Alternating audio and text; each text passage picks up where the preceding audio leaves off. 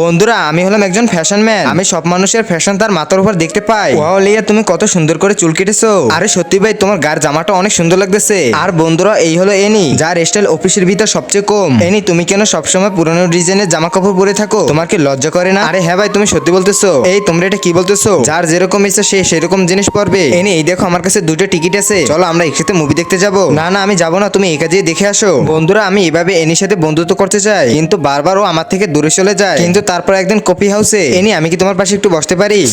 না না, আমার তো খাওয়া হয়ে গেছে, এবার আমি চলে যাই। মনে হয় এনি আমার সাথে একটু বন্ধুত্ব করতে চায় না। লা লা লা, আরে আমি তো পড়ে যাইতেছি। থ্যাংক ইউ ম্যাম, সঠিক সময় বাঁচানোর জন্য। এনি, তোমাকে অনেক ধন্যবাদ, তুমি আমাকে সঠিক সময় বাঁচিয়ে নিয়েছো। আরে এটা কি? ওর পায়ে আবার হঠাৎ করে কি হলো? এনি, তোমার পায়ে কি হয়েছে? লিয়া, আমি তোমার মতন স্টাইলিশ মানুষকে দেখলে ভয় পাই। আমি যখনই তোমাকে দেখতে পাই ভয়তে আমার পাও কাঁপতে থাকে। তোমার আর আমার চলাফেরা অন্যরকম। ও, এই জন্য তুমি আমার কাছ থেকে দূরে থাকো। বন্ধুরা, তারপর যা হয় সেটি দেখতে চাইলে ভিডিওতে লাইক করে পার্ট 2 কমেন্ট করো।